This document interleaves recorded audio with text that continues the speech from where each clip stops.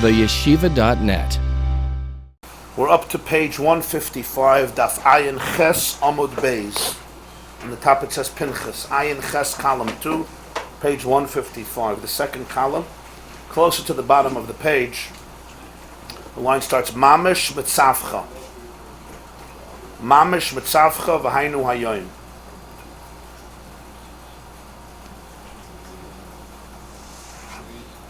Like 15 lines from the bottom. So the summation of the main point of yesterday's discussion was the idea that after one has the bones, the brain, and the bones, and the arteries, and the flesh, and the blood of the animal, that is all applied to the Mizbeach, or on top of the Mizbeach, there is the element also of the fat that is burnt on the Mizbeach. It's all part of the carbon, which in the substitute of karbonis and tefillah, it represents various facets of tefillah.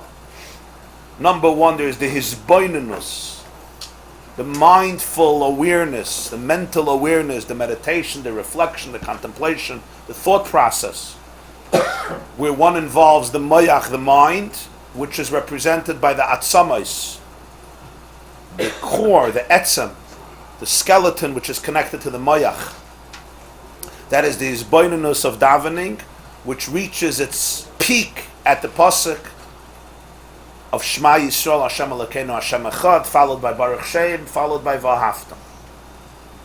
But that is the hisboinenus of davening, which then leads through the arteries between the brain and the heart to emotion, to the basar, to the flesh, which is so much associated with the dam, and that represents the leiv, the feelings, the emotion. And then you have the chel of the fat, which is associated with the tainug, with the pleasure. The hisboinenus of einoid mulvadai, which can lead to the ava of ahavtas Hashem Elokecha b'chol levavcha, l'mi yachbod zelasai, who would I want outside of you, leads to that tremendous shuka, the tremendous simoyin, the thirst in the leiv. The hisboinenus could still be somewhat cold in the sense, not that the person doesn't care, but cold in the sense that in mayach, it's not about the personal experience, it's about the reflection on the truth. The emotion is how it becomes a very personal experience. And then there is a thirst, and that thirst is quenched through the next pasuk. That it's the dvarim ha'ela, divrei Torah, and mitzvahs that come from Anoichi, and therefore allow you to transcend the Baruch Shem Kvoid Malchus Elolam Vad, because Pikudei Hashem Yisharim Mesamche Leiv, Liyishrei Leiv Simcha, because of the quality of Yisharim, Kodesh Yisrael Hashem, beyond Tvuasa. Tvuasa is the Seder Ishtalshalus, the grain and the mazel above it, etc. Kodesh Yisrael Hashem, because Hashem Kedeshanu b'mitzvaysav, and therefore it has the quality of Yisharim. It doesn't go through the Ila va'olul from Ayin to Yesh, from Yesh to a deeper Ayin, to yet a lower Ayin, a lower Yesh, a lower Ayin, a lower Yesh, a lower Ayin, with Hester Panim, of Chachmel Akis becoming Seichel Anushi, but here it's Yisharim. You have the Ein Sof incarnated, so to speak, in the Torah and in the mitzvahs. And this gives the chelev, the fat, the shuman, the tainuk, filling just like when a person is very emotional and very passionate, and their blood is boiling, they become hungry, they're thirsty, they're dry, they're parched, they want to drink, they need something to cool them off, they eat afterwards. This is the food, so to speak, the nutrition that fills the soul, that is filled with this yearning and this thirst of the Ava, because of the awareness of Einoid Mulvad. And that's why it says, V'hoyu advarim eila asher anoichi. He says, asher anoichi mamish mitzavcha.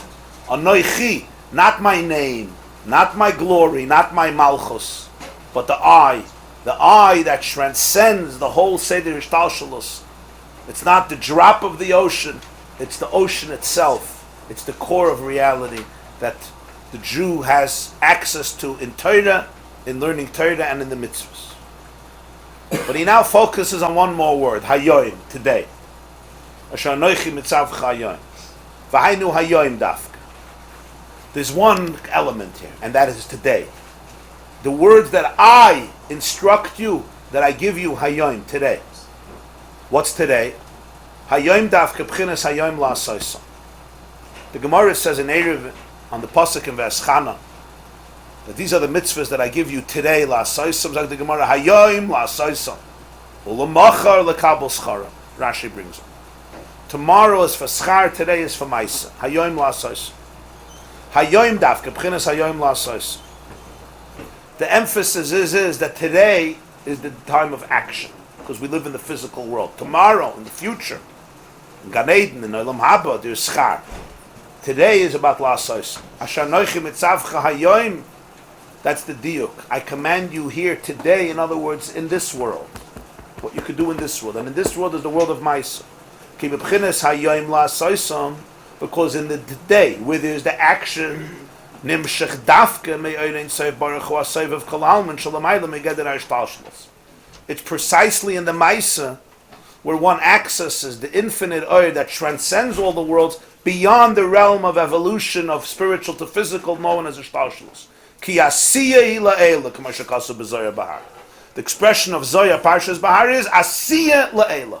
Asiya la'ela means action above all. Action iber alis. Asiya is la'ela. Why is asiya la'ela? The Zoya says asiya, there's nothing like action. Or in the words of Pirkei Avos, lo hamidrash iker ela hamaisa. Lo hamidrash iker in Pirkei Avos Perek Aleph, the main thing is the maisa. But the Zoya says even more. Pirkei Avos means it's not enough to talk and talk and talk and learn. The main thing is to do, to implement. The Zoya says asiya, there's something about asiya that reaches la'ela. So the Balatanya teaches, the point of Torah and mitzvahs mesamchei leiv, because it's yesharim. You would think on every level, wherever there's Torah, in Atzilas, Bri, it's always yesharim. It doesn't go through the process of ilah va'alul. It's always the Ein Sof itself. But here he's Moisef, no, that there's something in the hayoim la'asoysam in the Maisa. What's the pshat? What is it about the Maisa in this world that's even deeper than any mitzvah or any Torah on any higher level, which you would think is counterintuitive? You would say also in this world, but here it's saying much more than also. It's the hayoim only today where there's the Maisa that you have the anoichi.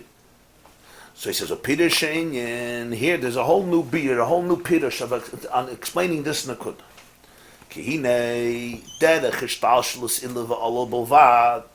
Whenever you're dealing with an evolutionary road, derech hishtalshlus means a road of the road that is a chain, an evolutionary path from higher to lower. Ilah va'olo, from an ilah, from an antecedent to an olul, to the result, to the effect, which then becomes the antecedent for the next effect.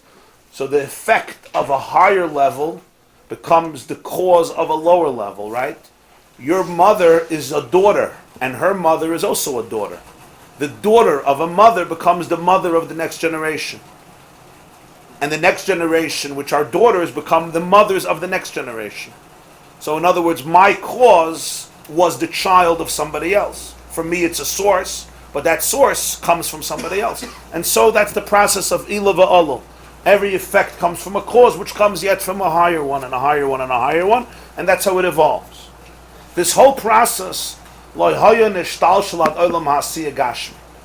would have never evolved to the physical plane. Why? Because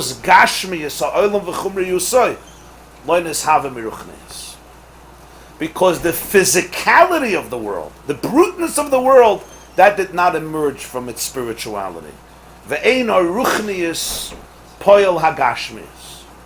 Ruchnius never affects or creates gashmius. It's like the Chazal say, Ein lecha esav mulmata, she'ein loy mazel mulmayla, she'maka b'ayvayim loy, as he brought in the beginning of the mind. There's no blade of grass below that doesn't have a spiritual force, a mazel above, that strikes it and says, grow, grow. It's responding to a genetic code. But that code is basically being formulated by a spiritual energy that tells it to grow. That's the brilliance that every blade of grass knows. They know about agriculture, things that scientists studying 1,000 years don't know. What a tree understands, what a leaf knows, how they know how to do everything is unbelievable, right? It takes us years to figure out how they function. But they all know it.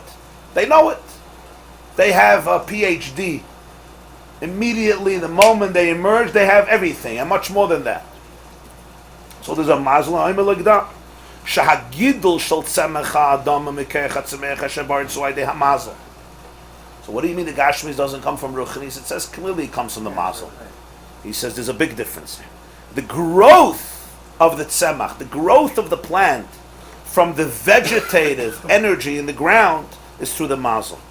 Aval is havus tzemach adam ve'esav hagashmi mamash. But the emergence of the actual plant, the physical dimension of it, not its process of growth, not its spiritual dimensions, the physical dimension, eino yal yidei ha-mazel klal. This has nothing to do with the mazel, nothing to do with ruchnius. Saying gadel. Mazel's word lashon is gadel. That's physical. Good, flex good, one moment. I'm going to read a few lines now to get the point, and then we'll explain. Rak. So he said, this whole hishtalshalus, where we are introducing here another idea. The whole Maimer and many Maimarim speaks about hishtalshalus, from Ruchnius to Gashmius, from Ruchnius to lower Ruchnius, lower, till you hit Gashmius. And it could be thousands, millions, endless levels and gradations. As he said earlier in the Maimer, when you go backwards, you start with Gashmius, you hit Ruchnius, but that Ruchnius is Gashmius legabe a higher Ruchnius, and that Ruchnius is Gashmius legabe a higher Ruchnius. What is ayin on one level, on a higher level, that's yesh, and there's a deeper ayin, and that ayin is yet yesh legabe a deeper ayin, etc., etc., as you go back in that ladder, from ayin li yesh, and you go back from yesh to ayin. And that's the whole process called Ila va'ala, and everything in the world begins with spiritual energy, and then it evolves and it descends until it assumes a physical incarnation, a physical tzir, a physical identity. And that's true about every single thing in the world. Baruch Shem Kvoid Malchusei L'Olam Vad. As the light wave leaves the solar core, where the light wave is unnoticeable, and that light wave suddenly becomes a source for creation, a source of consciousness, of limited divine energy that trickles into every single world. But then it descends into yet a lower world and a lower world. And with each descent, it creates different types of creatures, different types of consciousness, right? Everybody knows this? Everybody understands what I'm saying? Huh? I'm just trying to summarize what we learned many times. Here he makes a new qualification. Yes. The light wave itself was since it is infinite. It is a light wave, and yet it's infinite. So how? Indeed, but from the perspective of the recipient, right. who's only getting a little glimpse of it, in order for him or her or it to be able to be what they're supposed to be. If they would experience the whole ocean, right, they would cease to be.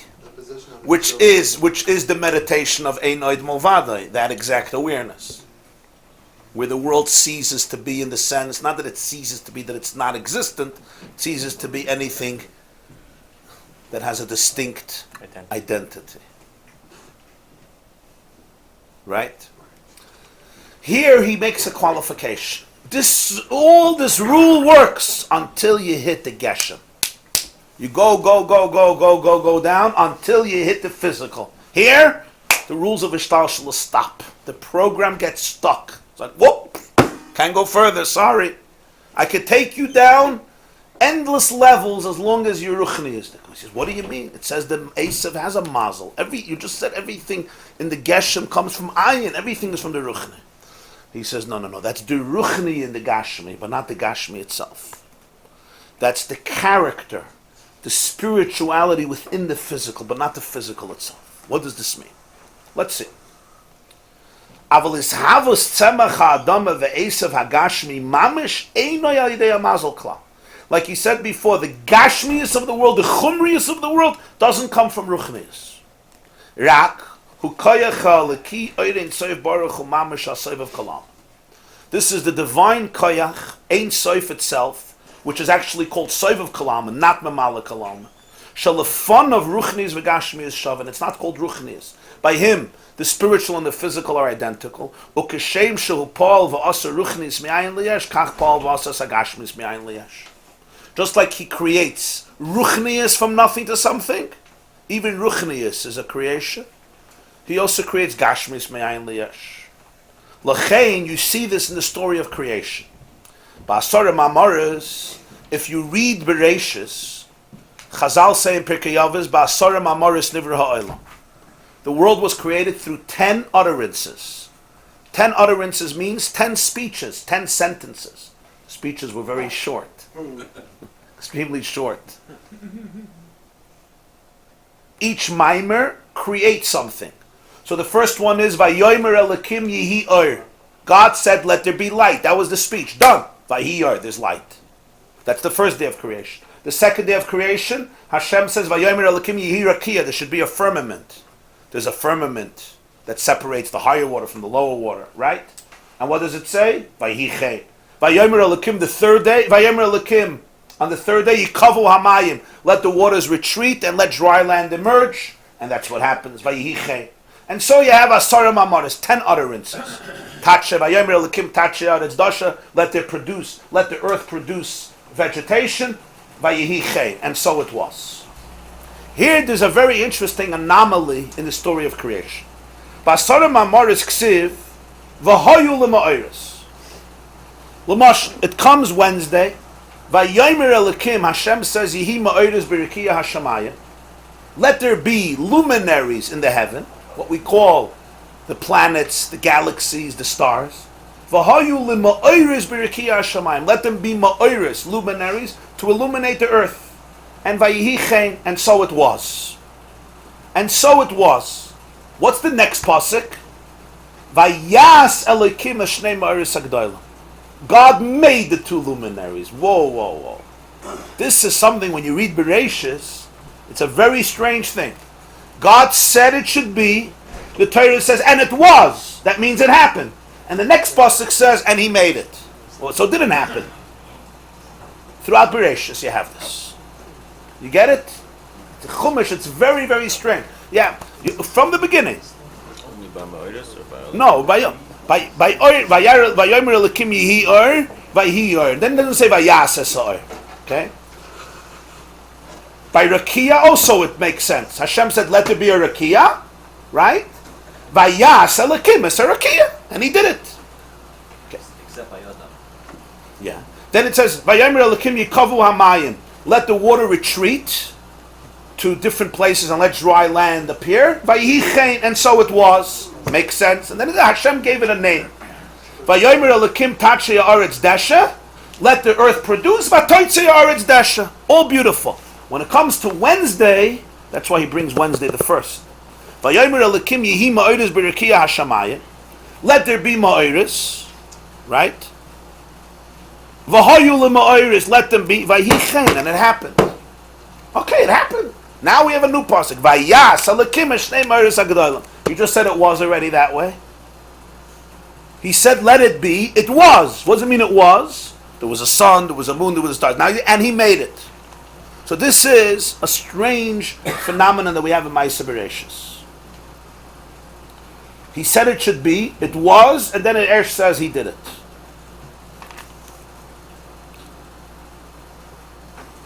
That's what he says. L'chein ba'asara ma'amaris ksiv v'hoyu l'ma'oris. Uksiv vayas Elokim Hashnei Ma'oris Agdolim. V'chein Yehi Rakia. You go back to Monday. Vayomer Elokim Yehi Rakia. Hashem said, let there be a Rakia b'tay Hamayim. And then it says, Vayas Elokim es Rakia. He said, let there be. He made the Rakia. Vayihi Chen. And so it was. V'chein Vayihi Rakia. Vayas Elokim es Rakia. Weiter, Tuesday. Vayomer Elokim, not Tuesday, this is Thursday. Toitze Aretz Nefesh Chaya. Vayomer Elokim, I'm sorry, Friday. Vayomer Elokim, Toitzi ha'aretz nefesh chaya, let the earth produce a living soul, basically all the animals. Vayihi chen, and so it was. And then, Vayas Elokim es chayas aretz lamina. Hashem made the chayas aretz lamina. Toitzi ha'aretz nefesh chaya, Vayas Elokim es chayas aretz. You get the problem, or you're looking at me like I fell off one of these planets? Just no one ever thought of it. We never thought of it. Nobody lost sleep over this, huh? Never occurred to us. You read Bereshis, okay, Vayit, another creator. Well, let's just get it over with. Let's get to Shabbos, right? We want the Cholent. He says, you see a pattern. Hashem says it should be. Apparently, those utterances create it. That's why it will say, Vayihi chen, and so it was. When I say I want something, somehow it doesn't happen. I can sagen von Hein bis morgen, and I could think von somehow it doesn't happen. Even when I do it, it doesn't always happen. But when you say something, it doesn't happen. He speaks, and that creates, Vayihi chen. But then there's a Vayas, and he made. So you see two separate tracks, a spiritual reality. Oh, so this, but it says Vayihi chen. If it would just say, yeah, he thought it should be, and then he made it, I get it. You have a plan. You may speak about your plan, and then you do it. I get it. But you tell me, Hashem said, let it be, and it was. But now, no, not yet. Now he goes and he makes it. So the Balatanya explains that there's really two different elements that we're addressing. What is it? Al haruchni is nemar yehi. Al hagashmi is vayas. Every nivra has two dimensions. Its internal design, even the physical. There's the spiritual of the physical, its message, its theme, its content, its inner design, its functionality, its purposefulness. That's the ruchnius of the gashmis, and then there's the gashmis. Vayas. Shahoisa asiya b'fnei atzma legashmis. The gashmis had its own code, divorced from everything else. The maimer that created Ruchnius, even Ruchnius and Gashmius, does not help for the Gashmius. This is a separate pattern. It's called Vayas. So it could be Vayihi chen, it was, but what was? What I said was still not Vayas. And even though my words create, Basara Ma'maros Nivra, Abra Kedabra Kedu, which means Evra Ka'adabera, right? Lenny will Google it. Abracadabra means Evra Ka'adabera, that's where it comes from. I create while I speak. My speech is creation. That's true. But that's the Vayihi, the Ruchnius. And then there's something else, the Gashmis. Now look at his conclusion of this. This is an idea which we'll discuss. But now look at his conclusion. The conclusion itself is Olazois Yismach levav enosh avgilas verane. Hence, let the heart of the human, enosh is the term that's used for mortal, frail man. Enosh. Mortal, frail man. That's why he uses this term. Let the heart of the mortal human being rejoice, avgilas verane, with tremendous ecstasy and dancing. When he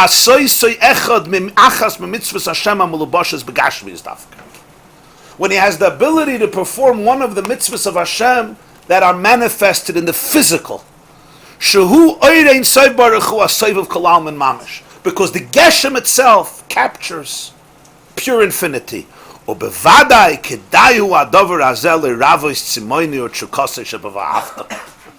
This is certainly worthwhile to quench your thirst that you experienced in Vahafta. I know how thirsty you were. I know how eager, enthusiastic you were, going crazy from your thirst. And then we're sending you to Vahayu Advarim Ma'ela, to the Torah and the mitzvahs and Gashmias. But if you remember this, Kedayu Adavar Hazeh. This is good enough to be able to relax your thirst, to be able to quench your thirst, to be able to fulfill the hunger, to satiate the thirsty soul from Vahafta, searching for the ultimate core of reality with this understanding that you can do a mitzvah dafke in Gashmis. That's why Hasher Noichi Mitzavcha Hayoim. Hayoim is the world of Maisa, not the world of Gan Eden. Is this closing the circle of Tainu from Yashrus then? Right. No, it's This Leyishrei is even deeper in the Geshem, more even than in the Ruach. It's not only also in the Gashmis, it's precisely in the Gashmis. In the human mortal frailty of the physical world. But creation, we went first the thought, then the body, and then he actually blew in that thought. Yeah. Thought, Yeah, that was unique by an Adam, that the body and the soul didn't even come together. By animals, the body and the soul comes together. When Hashem says, Toitzei Oretz Nefesh Chaya, say the horse. The horse emerged as a living creature. Human didn't emerge as a living creature. the animal soul? Right. Human emerged as clay, as Afra min Ha'adama, just a corpse. Vayipach ba'apav nishmas chayim. That's a uniqueness of the human being. But here he's talking about all of Hasarim Amars. What's the nekuda that's being conveyed here? The nekuda is as follows. At least one aspect of it. Evolution, we're talking here not the evolution that's textbooks evolutions of high school or elementary school. We're talking here the term Hishtalshelus, which is pre-Darwin. Hishtalshelus comes from the word shalshelis. Shalshelis means a chain. In a chain, one rung is connected to the higher rung, to the higher rung, to the higher rung. So the lowest rung is connected to the highest rung. Of course, a chain is an inaccurate example because there's no qualitative difference between the lowest rung and the highest rung. Just another rung. This happens to be on top, this happens to be on bottom. But spiritually, it represents that there is a link between the lowest and the highest because they're chained, they're connected. And you couldn't get from the highest to the lowest without all the middle rungs. But ultimately, the lowest rung originates in the highest rung. What's an example of this? Take, we'll give the example that we often give, the seed of an apple tree. When you look at the seed of an apple tree or any other tree, there's no way that in this seed you could see the full splendid expression of a tall, beautiful, splendid, delicious, healthy apple tree that may extend very, very tall with very deep roots and produce enormous quantities of apples that everybody enjoys. But nonetheless, we all know that that entire tree is an ulul of the ilah, and the ilah is the seed. And microscopically, if you'll put the seed under the microscope, you will be able to identify the entire tree within the seed. Of course, in potentiality, in microscopic reality, as we call it. But it's all there. Just like in the sperm and the egg of the human being, you have the entire fetus. Of course, it has to develop, it has to grow, it has to flesh out. But it all comes from there. That's called an ilah. This seed had a previous ilah and a previous ilah. And therefore, when I'm looking at this apple tree, if I can use my imagination correctly, I could find the entire apple tree in the seed. And the same is true with everything in this world. This table was not created in a vacuum.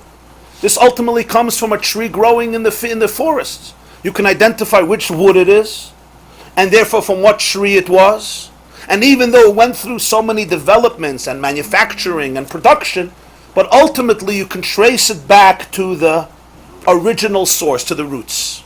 Sometimes you have to go back 1,000 steps. Sometimes you have to go back 3 steps. Sometimes you have to go back 20,000 steps. But you can go back step by step by step. And then the product, the end product, you can identify the end product in the original one, and you can identify in the end the beginning. When you look at the first, you could see the end if you understand how it works, and when you look at the last, you could see the beginning. That's the process of Ilah v'Allah. Therefore, when we talk about creation, you have the same process. You have a process of ishtalshlus, of evolution, from higher to lower to lower to lower. But even the lowest is ultimately included in the highest. In the highest, you can identify the lowest, and in the lowest, you can trace it back to the highest. To give an example, you may see a person crying. You see tears flowing down flowing from a person's eyes down his or her cheeks. You see tears, but you don't know why the person is crying. Because you're not the person, you don't feel what they're feeling. I can just see somebody crying. You may go over to them and say, what is bothering you? They may share with you what is bothering them. And you'll discover that it's an emotion. In other words, it's not that you start crying and then you tell yourself, oh, what am I feeling? I must be sad. You're feeling something, and that's why you're crying. We see the person from the outside in, not from the inside out.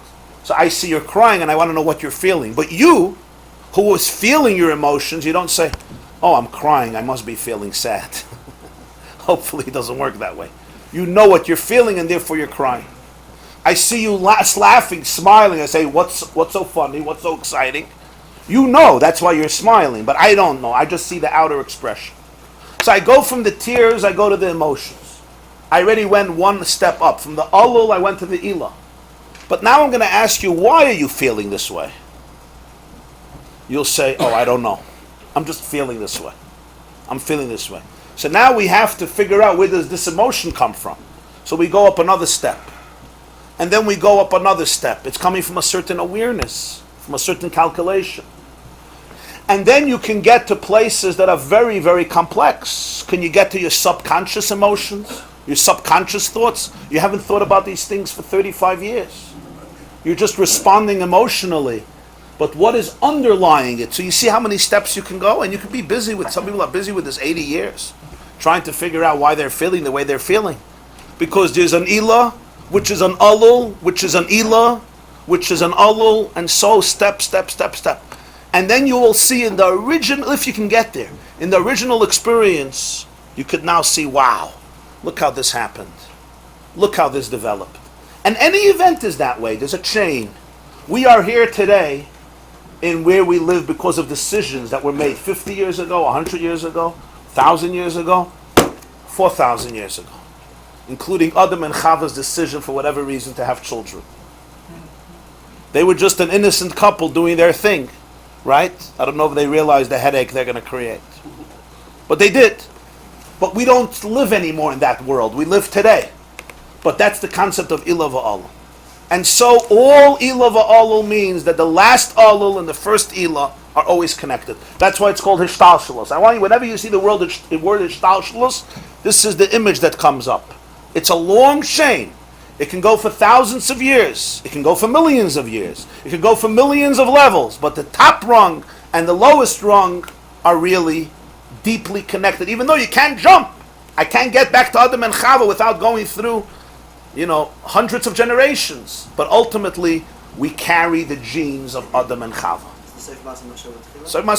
Yeah. They always do these researches from the genes, and you figure out that all Ashkenazic Jews come from 4 mothers in Europe, right? Who lived in the 12th century. But that's who we are. We are those bubbas in Europe. That's who you are, that's who I am. We're carrying their gene. I don't know, I'm not Mamash Ashkenazi, but for those who are Ashkenazim, that's what it is. Right? We carry it. We are our parents. We are our grandparents. We are our great. As much as we try running away from them our whole life, right? I am my father. I am my mother. I am my grandfather. I am my grandmother. Halachically also, tachas avesecha yiyu banecha. The Rakachava says that Yerusha is not called Shinu Yerushus in halacha. He proved from Baba Basra, Yerusha is not called a change of domains. Why? You are your father. He says, Aben hu etzem ha'av. You are. It's not a change of Rishus. It's Negeya in Hilchis, different halachas where you need Shinu Yerushus, we are, but it's a process of Ilah v'Alul. But you can always identify. And therefore,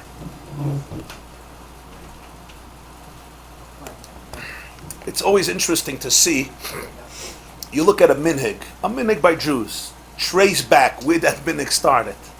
And you go back and back. Yeah, maybe a line in a Tosfos, which came because of a line in Rashi, and so on. Everything is that way, Ilah v'Alul. Now let's go to creation of the world. When we look at our world, it does not begin as a physical world. The whole universe is a spiritual universe. What do we mean the whole universe? If you want to talk about an apple, you'll have in Kabbalah, in Kabbalistic literature, they talk about thousands of pieces of our world, but always with spiritual terms. The Arizal will call Tapuach Malchus, Eish Gvura, Mayim Chesed, Sheleg Keser. Snow is Keser, fire is Gvura. Fire is fire, it's not Gvura, it's fire. Don't put your finger in it. Snow is snow. Eretz, Malchus, moon, Malchus. Huh? Yeah, what are we talking about? Is this real? The answer, of course, is you're driving, you put on the radio, you want to hear the weather, or you look on your phone, you look for the weather, right? So they'll tell you in an hour or 2 hours there's going to be a thunderstorm.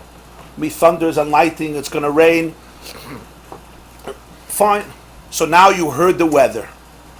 Then you have the meteorologist who explains why. Why is there going to be a thunderstorm? And he has his maps, and he starts explaining to you where the wind is coming from, and when it's going to reach here, and it may pass here, and it may not pass here. I'm not talking about if they know or they don't know, but at least what it sounds like. What did he didn't only tell you the weather, he also explained to you the background. Okay? But now you'll have the scientist getting on the radio and saying, and let me explain to you why the wind even originates. And then you'll have the physicist who's going to explain what's happening in the tectonic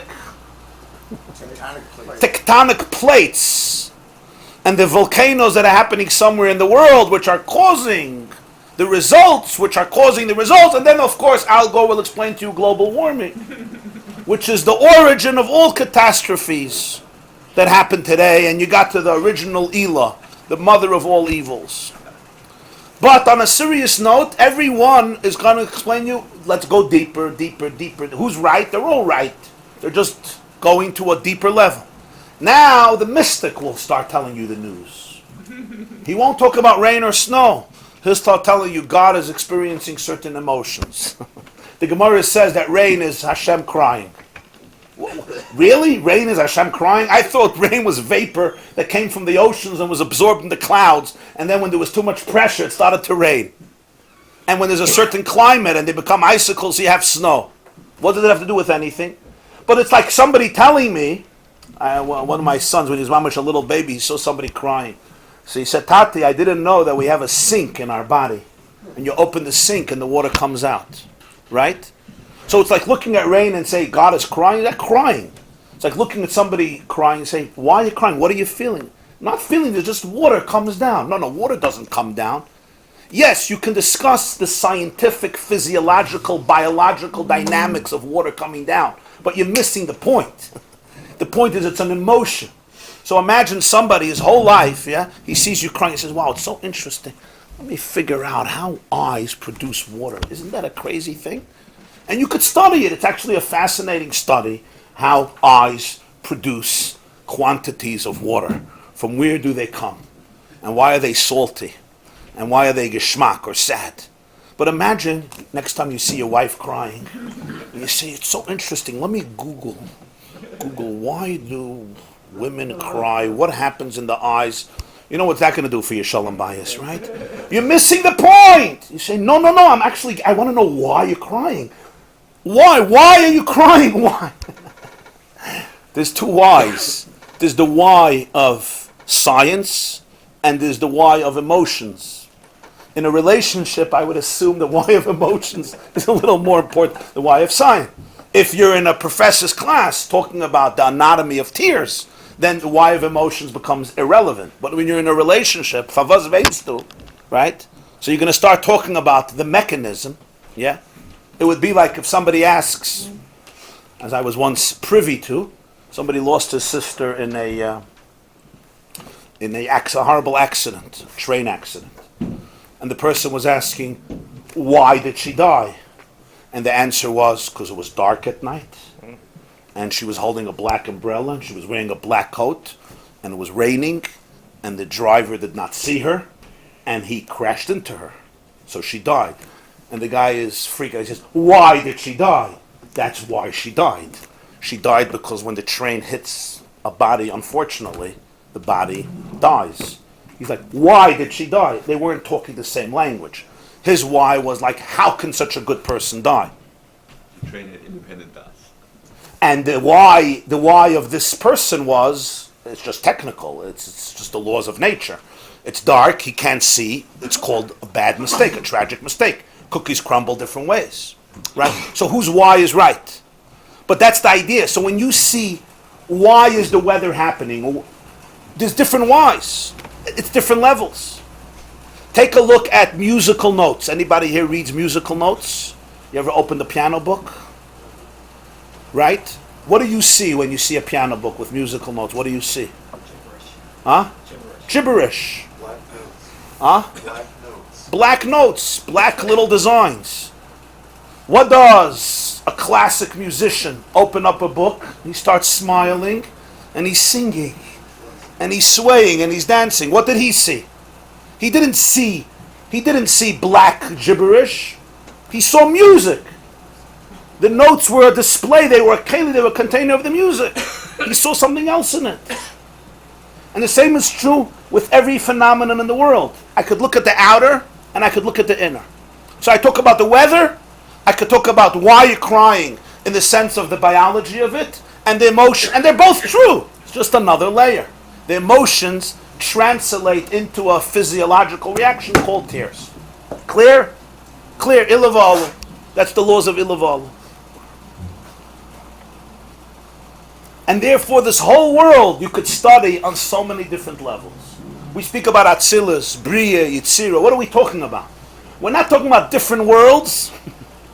I think I told this to you once. Atzilus, Bria, Yitzira, all these oilamas that he speaks about, they're not different worlds. It's not like you get into a spaceship, you fly for 2 years, and you hit Yitzira. Then you fly for 1,000,000 years, you hit Bria, and then you do 1 billion light years and you crash into Atzilus. And then you do another 2 billion light years or 28 billion light years, and you melt away in Einoid Milvadoi. The Yesh flies into the solar core, and you hit Ayin. Well, if you fly in Taka to the sun, you'll Taka become Ayin, or toast for breakfast. What is all this? What is all this? We're not dealing here with one world, another world, another world, another world. It's the same universe. It's different glasses. You put on glasses of Asiya. I see a table, I see a cup of coffee, I see a phone, I see a sefer, we see physical people. You put on glasses that are deeper and they tune in to the Elah. They tune in to the emotion behind the tear.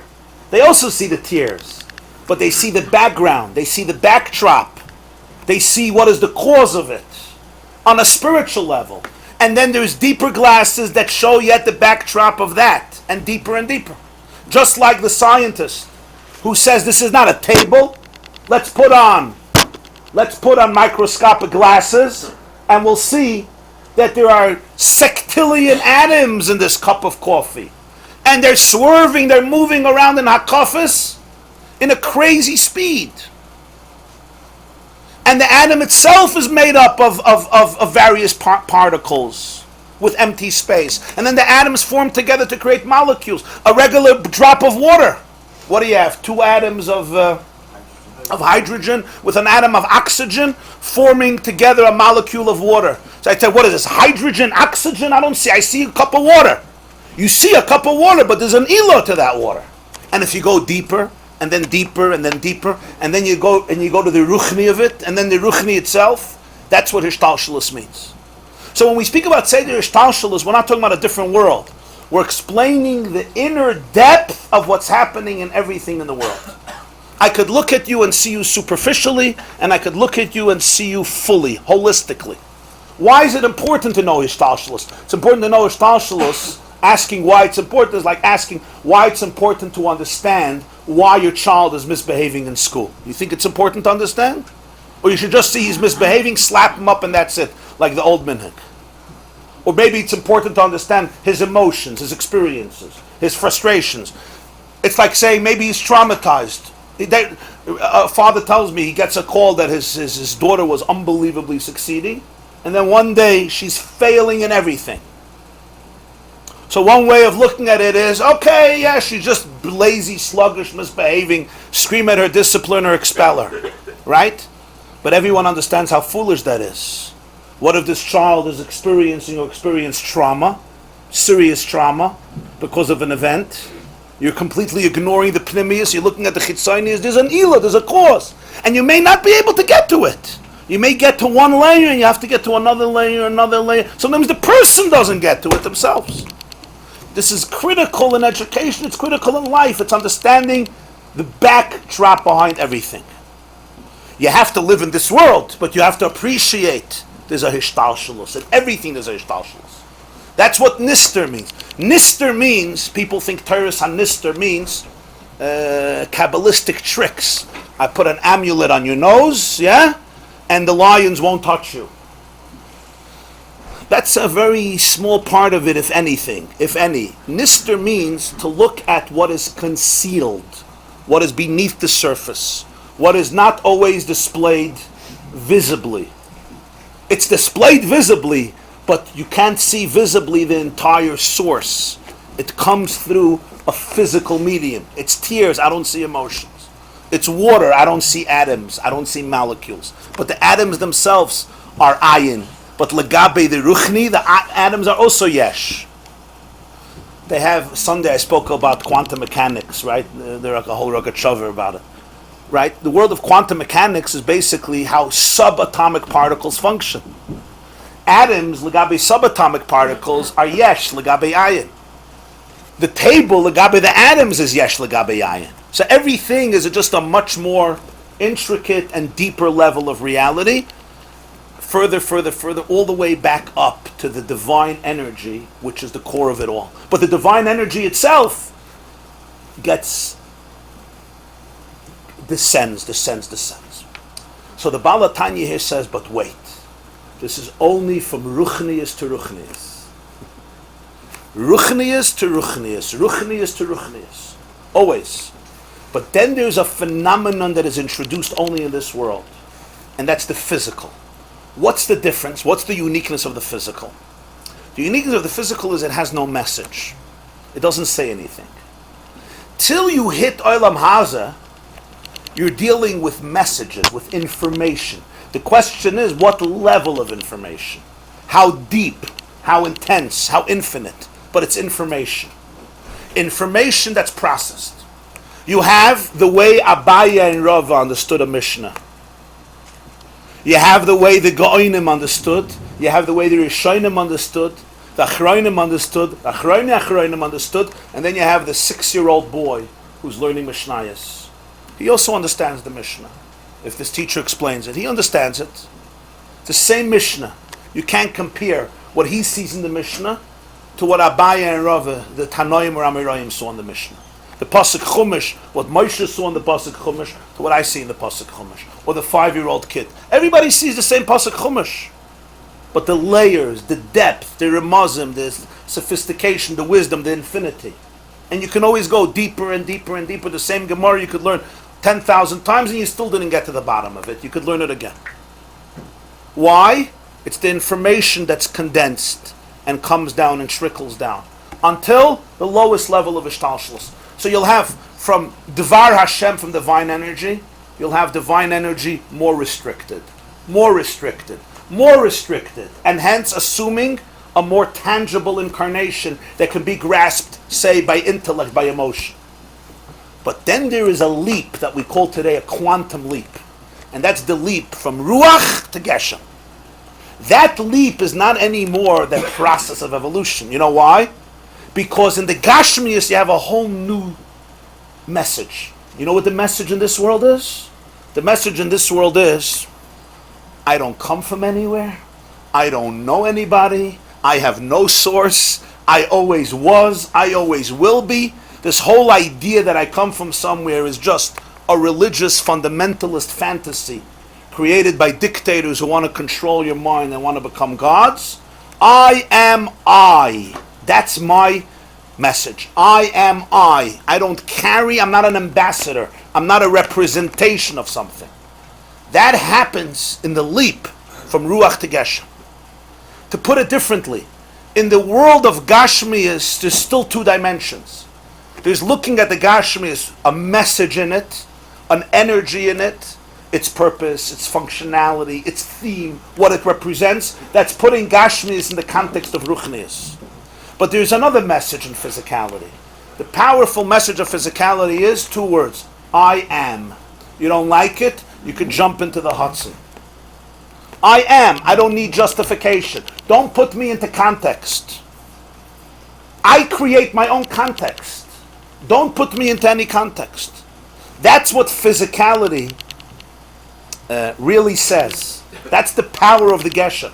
The power of the Geshem is I am not here to carry a message. I'm not here to convey anything. I am. All Ruchnius is about context. It's a story. There's a narrative, and I am part of it. The Geshem, you could look at it and put it into that context. You could say it fits in, it's part of a story, but really what it says, externally what it says is, I'm random. I'm just here. Ask a rock, why are you here?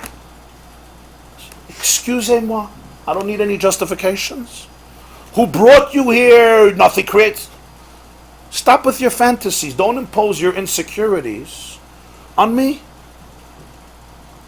I don't live in a context. I don't need any justification. I am here essentially. I am my own God. I am my own justification. I. Complete independence, complete autonomy. Even with ourselves. We know logically we have a father and mother. But do you feel experientially you have a father and a mother? I know I have a father and a mother unless I'm dumb. And you have some emotions, hopefully, to your father and mother. Hopefully they're positive. But experientially, right? Do you feel your birth? Do you feel your end? Do you feel that there was a time you weren't here and you suddenly emerged? There's going to be a time you won't be here? We don't feel that way. Everyone is invincible. Ich bin ich. People can say goodbye to their fathers and mothers. It's not part of the essential physical experience. The physical experience is absolute, unwavering sovereignty without any need for justification. The ultimate existentialist who says, I create meaning out of my own existence. My existence doesn't fit into any meaning. Till you hit this world, that doesn't exist. Till you hit this world, it's lower levels of information. But there's information, there's a message. Suddenly in this world, there's also a message. But there's a dimension of this world that denies all messages. You could be an atheist on every single level and get tenure in the best universities. In fact, only if you're an atheist, some universities will you get tenure. If not, you're not kosher. Unless, it's not so easy. Why? This is the pride of this world. The pride of this world is absolute meaninglessness. Meaninglessness in the world of Geshem is as meaningful as meaningfulness. In fact, it's even more hip. It's like almost sophisticated in some circles. Don't attach me to anything. I'm not part of a chain. I am I. Now, in religious thought, this notion has been the arch enemy of religion. This notion has been the source of all evil, the source of arrogance, of pompousness, of no duty, no responsibility. You don't know anything to your father and mother. I once met a very troubled teenager, and I asked him, very deep person, but wild. It was his eyes looked like arrows coming at you, And I asked him, what do you really want? And he looked at me and he said, can I be honest? I said, sure, please be honest. He said, I want to murder both of my parents. I say, what? I happen to know who his parents. His father's like a malach. He's not even much in this world. His mother's a fine woman. I say, why? Did they do something to? He says, no. I just want to be completely independent. They are the last reminder that I am from. He says, I need full control of my life, and what will make me feel independent is if I could kill them. If I could kill those who came from me, that will make me feel independent. He didn't do it. He had another side to him also. But the emotion was fascinating to me. And he was very genuine. He was extremely genuine. I mean, I had to do quite a lot of work with him. But that concept, that phenomenon, complete detachment, complete independence, this was always seen as the greatest threat of our world. Why it's called Olam HaKlippus, Sitra Acher. In Ohr Chaim it says Rishayim Goivrim Boy, because that's what the physical world is. The body is always put down. The physicality, Gashmi, is people get indulged. There's no Ruchni. The main thing is Ruchni is Olam Haba, Gan Eden, godliness, not Gashmius. It's not about the Guf and the Gashmius, which is always selfish and narcissistic. Until the Alter Rebbe came around. And suddenly what the Balatanya reveals in this mimer is that Einoid Mulvadoi doesn't mean to the exclusion of Gashmis. On the contrary, it means that there's something in this Geshem that doesn't even exist in Ruchnis. Something that is extremely divine about the physical due to its lowliness. The quantum leap from Ruchnis to Gashmias means that Gashmias is rooted. It actually represents something that even spirituality doesn't have. And that's why there's a special Vayas on the Gashmi. There's a special, it's not part of the Vayihi. Vayihi Chen is the physical as a manifestation of the spiritual. The apple, the orange, the kiwi, the hippo, the rhinoceros, the monkey, the worm, the mosquito, the frog, the human, Neptune, Mars, the sun or the moon as representations of a story, of an energy, of a message. That's Vayihi Chen. Vayas is a special code that doesn't have to do with the mimer of Ruchnius, doesn't have to do with the energy.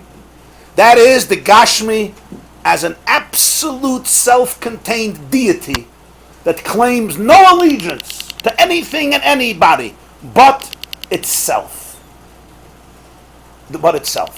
That has a special Vayas.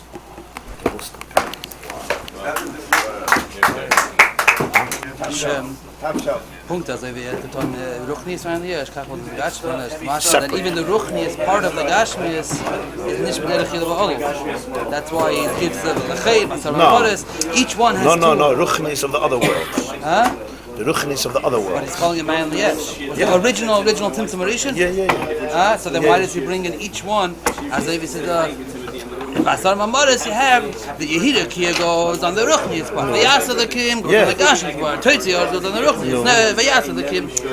So L'chayda, it's a Hemshech, no? No. Shem Shuba was the Ruchni and Liesh. Likkutei Torah and Gashmi has its own Mayan Liesh. What's the Lachem? That's why there's two in Yonim. He's bringing both in Yonim. Ki'ilu, the first part, Vahuyul Ma'iris, is the Ruchnius that he just referred to. No. Which is also Mayan Liesh. It is. Calling it Ilaval. No, of course. That Ruchni is a Laval.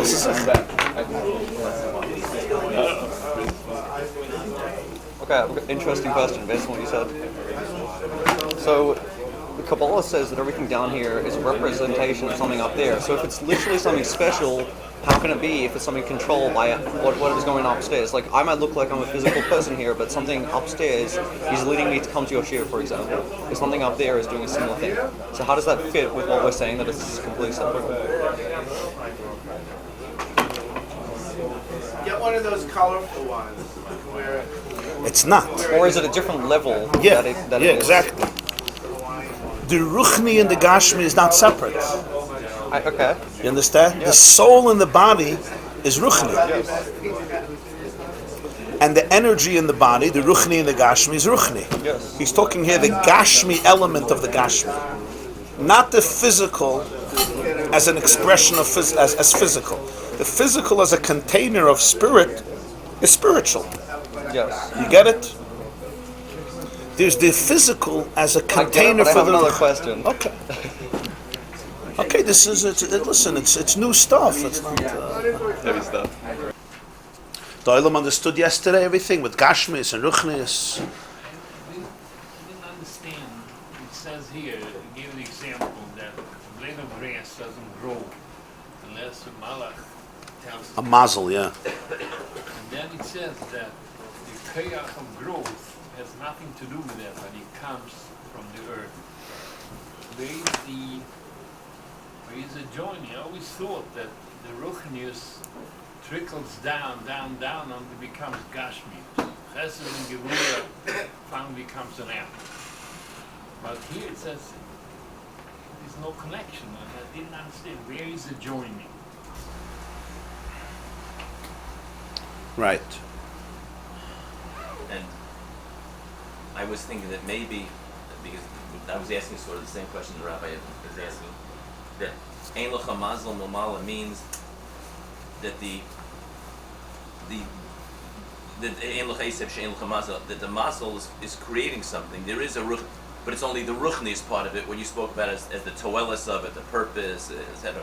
But there's a separate gashmius part of it that has nothing to do with the mazel. That's a separate creation of ayas. That's how I understand. I just wanted, that's correct. Yeah, the bruteness. I'll explain. When you speak about hishtalshalus, evolution, in this context of evolution, I keep on saying that. Maybe I should. I don't have another word for hishtalshalus, but maybe if somebody comes up with a better word. It's a proper word. It's a proper word. Progression is a fine word, but it's not. Doesn't work here. Progression. Propagation also not. Not progression and not propagation. We need a more evolved word. Devolution. Devolution. Okay. Remember, there's drastic changes in each stage, so it's not just propagation. It's drastic. Emergence.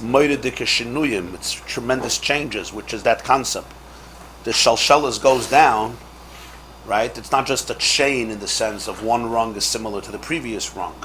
The fact that it's a lower rung here, we're not talking a lower rung geographically, we're talking here a lower rung in terms of consciousness, in terms of sensitivity to its source. In that sense, it's reverse evolution. Right. It goes from a higher Devolution. That's why he said devolution. Devolution. So, whenever we speak about that concept, as we said, there's always the similarity between the highest rung and the lowest rung.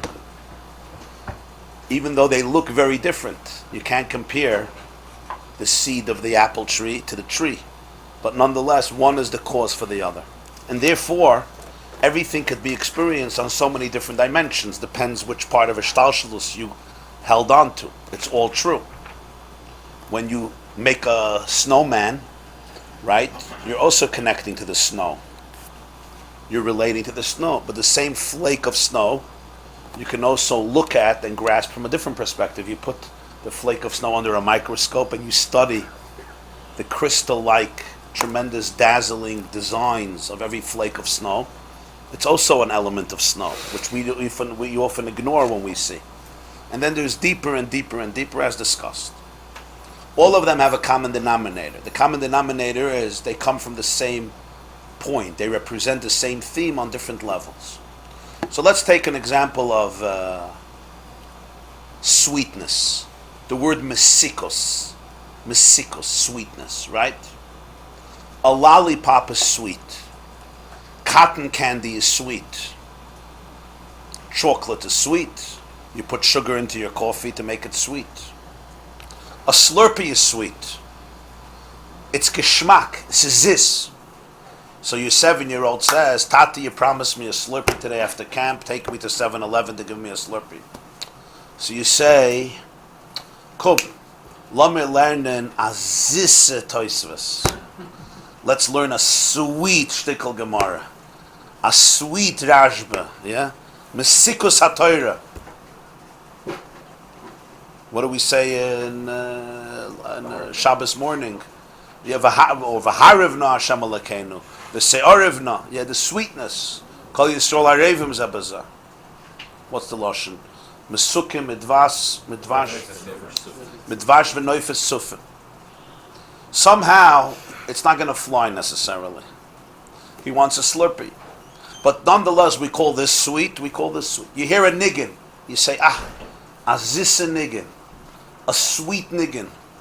A sweet apple versus a sour apple. You hear a Torah, you say, zissa Torah. You say about a person, azissa mensch, a sweet person. So now I ask you, right? You're going to compare the sweetness of the lollipop to the sweetness of the person? It would be like, I told you once a story in Dvinsk, there were two Rabbanim. The Rav of the Ashkenazim was Reb Meir Simcha HaKoyen of Dvinsk, the Ohr Sameach, the author of Meshech Chochmah. The Rav of the Chassidim was the Rogatchover Gaon, Rabbi Yosef Rosen. The Rogatchover was small. He was a small person. He was frail. He was short. The Ohr Sameach was more robust. So in Shul, as Jews are, they got into an argument. Wer is Gresser? Who's greater? The Ohr Sameach, Reb Meir Simcha HaKoyen, or the Rogatchover? A whole argument for 2 hours. Vet is Gresa, who's greater? So there was a child there. They see he's laughing. They said, "Was lachst du?" So he said, "I don't understand how intelligent people could stand and argue for 2 hours. Vet is Gresa. Geht arois v'tezen, as Rebbe Simcha asach Gresa v'deraka tshaver. Go out, you'll see he's much bigger than the Deraka tshaver. There's no question." So they said, "No, we didn't mean Gresa in terms of stomach and waist and size of pants or jacket. We meant Gresa, spiritual, intellectual, leadership. We meant Gresa ruchnius." So he says, "Now you're saying pshatlach. Stop lying. You said Gresa. Gresa means big. Stop hacking me a Chinese Gresa this." Yeah. Right? He's right from his perspective. Big means big. Go explain to him that they didn't even entertain that when they said the word Gresa, larger. It depends in which rung of perception you are. What is reality? For a certain person, the sweetness in the candy, it's not sweet. It's actually poison, maybe. Especially if he knows how they make it sweet. But we're not going to go there at the moment. A geschmacke stickel gemara, a geschmacke toismus, a geschmacke maram shif, a geschmacke Rebbe kivege. Oh, that's a slurpee. So you have a geschmacke seichel, you have a geschmacke person. You have a geschmacke toismus, and then you have a geschmacke niggin. And then you have a geschmacke piece of steak. You see the difference? You see the difference? But nonetheless, you call them all geschmack. You know why? Because it's ishtalshalos. That's an example of ishtalshalos. What does geschmack mean? In the world of intellect, geschmack means powerfully enlightening, beautiful insight. You say, this was a geschmack shir. This is a geschmack of art. What, the other one wasn't a geschmack of art? Maybe not. That's the definition of geschmack. Sweet, delicious, delicious. And then some people look at a piece of food, they take the piece of food, they say, this is a geschmack piece of food. For a person who's in a different world, that means nothing. It means nothing. Mamish means nothing.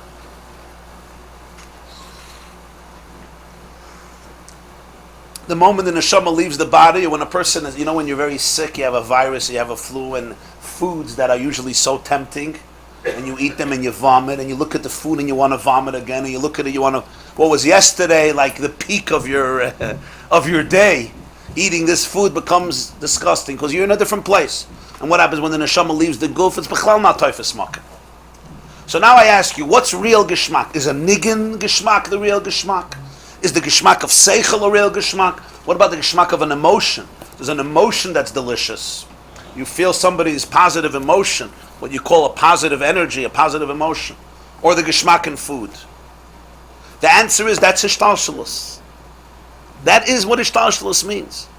The term geschmack descends.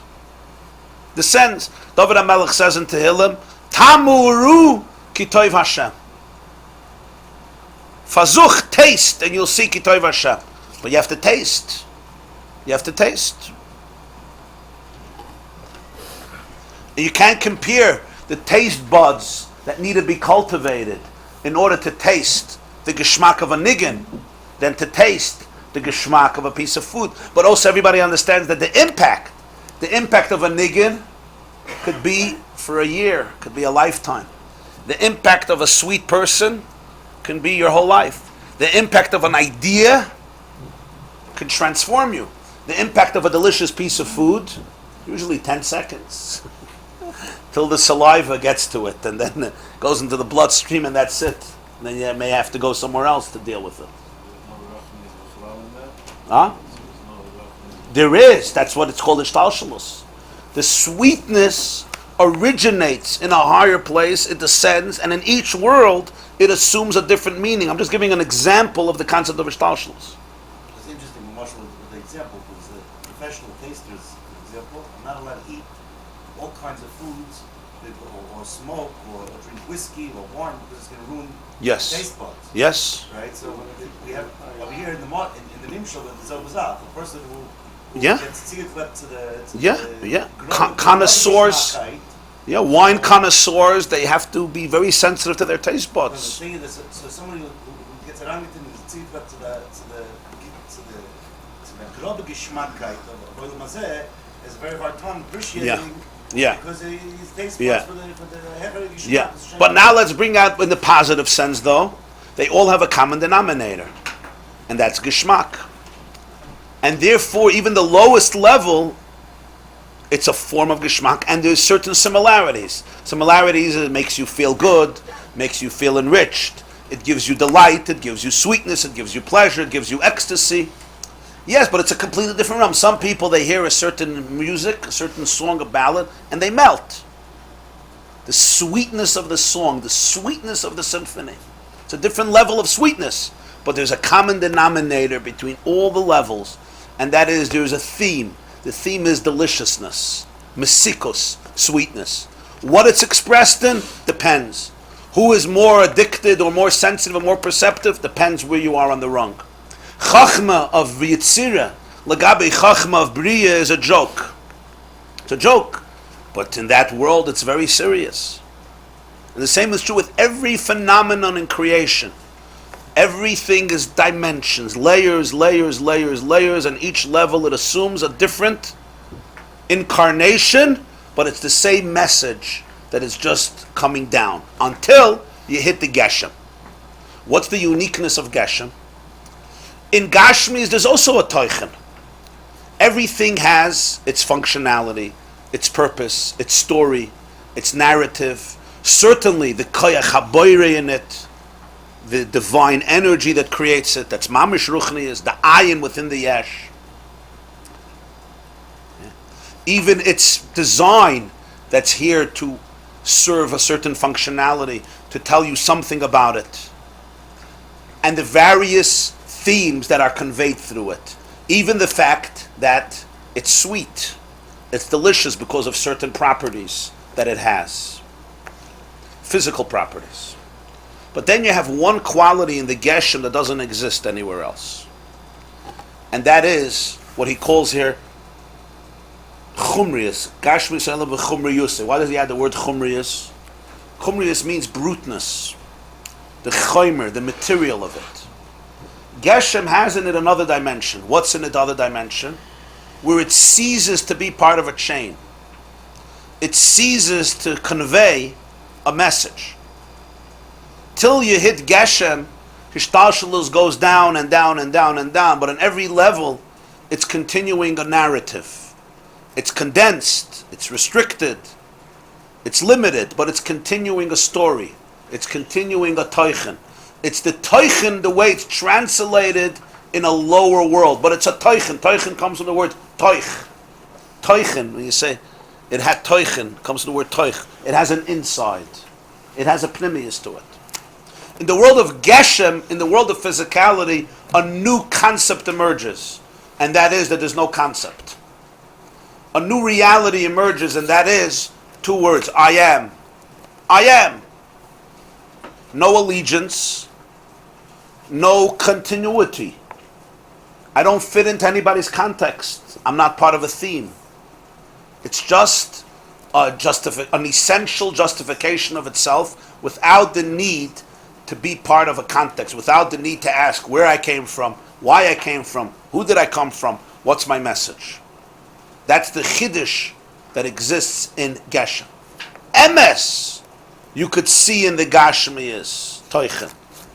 Emes, you could see and study the spirituality of the Gashmiyas. You study the theme, that it also fits into a context, that it's a perpetuation of that. That is the Ruchnis of the Gashmis. That's the Asara Mamoris of the Gashmis. That's the Vayihi Ched of the Gashmis. But then there is a special mimer, Vayas. Vayas is that there was something created that is completely detached in its own consciousness. Completely divorced from anything. Has it appeared? Has it appeared? That's the Vayas. That's also the Vayas. That's the mimer Vayas. That's the Kiyum. Did I answer your question? No. Okay. Because the way you describe it now and the way I understood it from the Maimer is that the Seder Ishtalshalus is a separate thing. Yeah. And one thing goes into the other. Gashmius is a thing by itself. Yeah. One station without anything before, anything after. How do they join? How do they get together? Because the spirituality is there in the Gashmius. And here it seems like it not happens. Is that for Torah mitzvahs? This is my question. Again, coming back to the original marshal that they used to pay off the towns the blade of grass to grow. But the grass can only grow from the earth. It has nothing to do with the command to grow. So there must be something joining it. The only thing I can think of is that in Torah, Hashem combined these two things, and through Torah mitzvahs we can do it. I don't know if that makes sense. No, that's a different Indian. Yeah. When he says that there's a mazel that tells the grass to grow, let's understand what that means. That means that there is a spiritual force, a koyach eliki, that communicates, so to speak, with the grass and gives it instructions. Physical instructions that relate to its physical properties, its physical structure. Because there is ruchnius in everything. The yesh comes from ayin. The ayin is the ruchni that commands the yesh. It gives instructions to the yesh. As we said, even the molecular structure relative to the concrete structure that we perceive as ayin. And the atomic structure is deeper ayin. And the subatomic structure is deeper ayin. And the mazel may be the empty space in the atom, which is makev oimal, that's even deeper ayin. But that is all the Esav responding to a voice. The Esav responding to Ruchnius and following through. And one observes the growth of the Esav, and if they study it, and they study the genius of it, and the brilliance of it, and the intricacies of it, that every single fruit, and every single bush, and every single plant, and every tree, and every dimension of every plant, bush, and tree, knows exactly what to do in order to achieve three purposes. Number one, to exist and thrive and receive all the nutrients it needs to live. Number two, to propagate and make sure there's a future generation of flowers, trees, bushes, plants, vegetables, fruits, etc. Number three, to enhance its environment. Somehow what trees all know, no people can figure out. They have to do three things in life.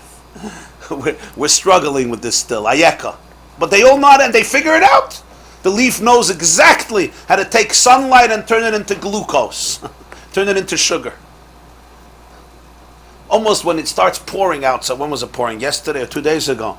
And I went outside and I was looking at the trees and I can almost feel the nachas that the trees were experiencing as somebody, their God was feeding them. It was like the men were all complaining and getting dirty, but the trees were like in their environment. Like there's a whole conversation going on in the trees. So there's a whole spiritual life. This is the spirit. There's a famous book, The Spiritual Life of Plants, right? Different experiments that they did. People growing plants. One, fascinating. I once read this. Two people were growing the same plants. One was an environment they put on music. There was music near the plant, and the person would water the plant and speak to the plant and play music around the plant. Very positively. There was just a beautiful energy. And the other plant was in an environment, now there was no music, it was grotesque and ugly and foul language and negative words. Literally one plant grew l'shem l'tiferes beautifully, and another plant shriveled up. So some people mock these experiments, but there's a lot of research in this. But and any way you want to explain it, there's a ruchnius in everything. That's one element. In every blade of grass, in every ant, in every rock. In an Esav you could see it more because there's growth. But then there's another component. The other component is when you look at the physical as physical, the Gashmi as a Gashmi has a different story. And the story is, I have no story. I am my own story. I am my own justification. That's the Geshem of the Geshem.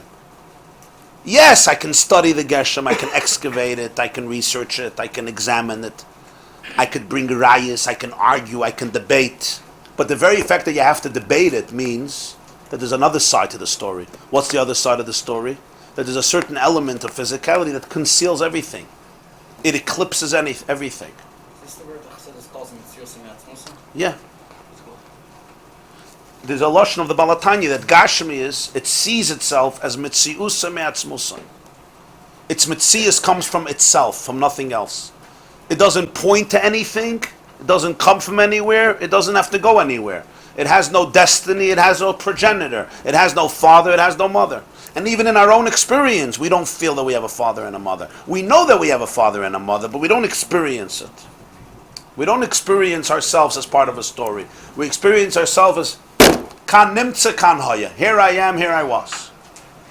And that's the real definition of the Gashmi. The message of the Gashmi, the teichen of the Gashmi, the purpose of the Gashmi, the functionality of the Gashmi, the various tricks that the Gashmi does, including growth, all attest to a ruchnius inside of it. But remember, when you're dealing with ishtalshalus, it's ruchni from ruchni from ruchni from ruchni. All you see is a message. All you see is a teichen. In Geshem, there's a new reality introduced, and that is, you don't see that. There's an element with that completely eclipses it. It just says, I am. If you'll speak and say, in certain places, there's a spiritual energy in grass, you'll be thrown out of the auditorium.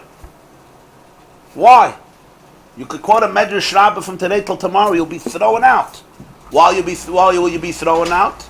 It's your religious fundamentalist interpretation of growth. So Bacha came to see me the other day. He said, don't you realize, Rabbi Jacobson, your religion was necessary for thousands of years when we were primitive without science. Today that we have science, we don't need religion anymore. Everything is explained. Maybe this quantum leap can be understood by a fetus. Huh? This quantum leap that is said yesterday can be understood by a fetus before it was born or after it was born. Before it was born, there was a whole series of different dimensions. A new Metzius. Yes, maybe Yeah, a new Metzius. This is a chiddush in Gashmi. You understand? Did I answer your question with the Esav? This is a chiddush in the Gashmi, Dafka. But it is rough, just the perspective of when you're not looking on the Teuchen is still rough. There's a teichen in it that's ruchni. Makav oima lagdal. But if there wouldn't be the Geshem, there would still be a shtalshalos. Well, what would be the grass? The grass would be the message that grass represents. Like I told you, everything has an energy that exists on one level, a higher level, a higher level, a higher level. You have grass in the higher worlds also. You have apples and you have oranges, you have kiwis, you have watermelon, you have men and you have women, you have noses and you have ears. The Arizal speaks about Chaitim the Adam Kadman, Metzach the Adam Kadman, Aznayim the Adam Kadman. Same nose, same forehead.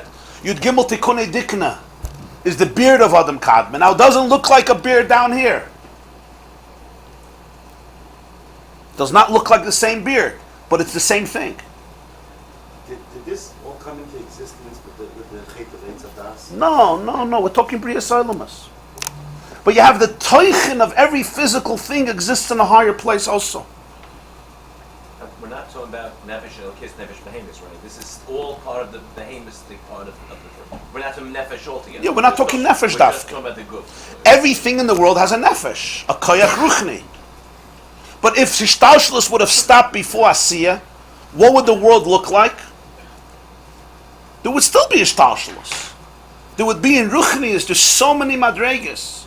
And would be a Ruchnis that's called Yesh. But what would be the Yesh? The Yesh would be, it's called tangible relative to the ayin. The light wave, the way is in its solar core where it loses its identity and it assumes a Yesh. It has an identity, but it has a spiritual identity. It has a teichen ruchni.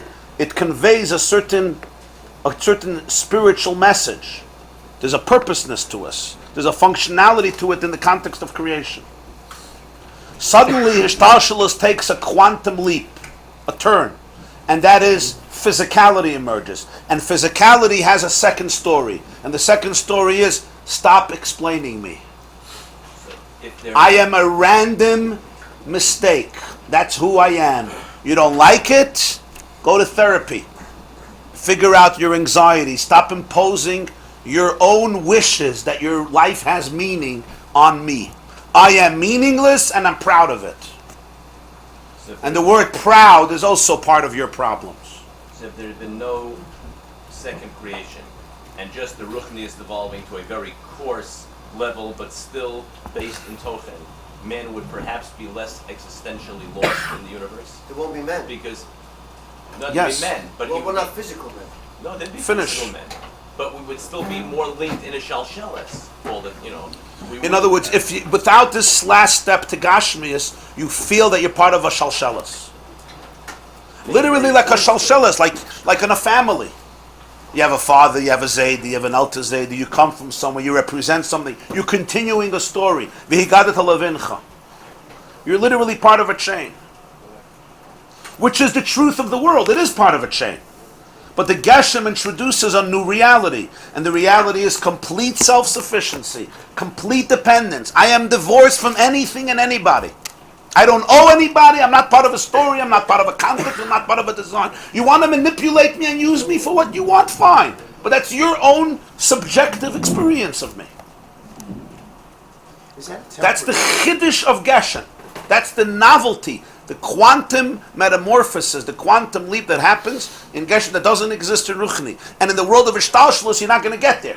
You'll go lower and lower and lower. Again, you could explain a Mishnah from the perspective of the Tanoi. And then the Mishnah could be condensed and restricted. And then you give one trickle of water. You take a drop of the ocean. But it still has the same properties of the ocean. You're not going to get from the ocean, you're not suddenly going to get a fire. It's going to be a drop of the ocean. I'm not giving you the whole Atlantic. I'm giving you one cup. But it has the same properties like the Atlantic. Yes, you can't compare a cup of water to the Atlantic Ocean. True. True. The Titanic wouldn't sink in this cup of coffee. You can't compare it. But it has the same properties. There's a similarity. This one drop of water has the same properties like the Atlantic. And it's not even a good mushal. Because over there's no Ishtalshlus because it was taken right out of the ocean. Here it's really, really very remote, the higher from the lower. But there's still the link. There's still a connection. And because there's a connection, even though it's a very remote connection, right? But nonetheless, I carry your gene, even if it's 1,000 generations later. And therefore I express what you express, even if it's in a different plane. The Pasuk Chumash that you learn, the 5-year-old learns, is the same Pasuk Chumash that Moshe Rabbeinu wrote. Are there layers of understanding that he doesn't have access to? Of course. But he grasps that truth on one level. Because it's information. It's all data. It's information. The world of Geshem says, I have nothing to inform you. Ich bin, I am. Yes, you wanted to ask. Yes, please. So after Mashiach comes and we have the knowledge of the Bible spread fully, at that point does the Geshem suddenly relate to its ancestry, so to speak? No. Still stay separate. So this is an advantage that it's not part of the chain, it's direct. But your toif is this point. I'll bring it out. I'll give it just one more inyan to bring it out.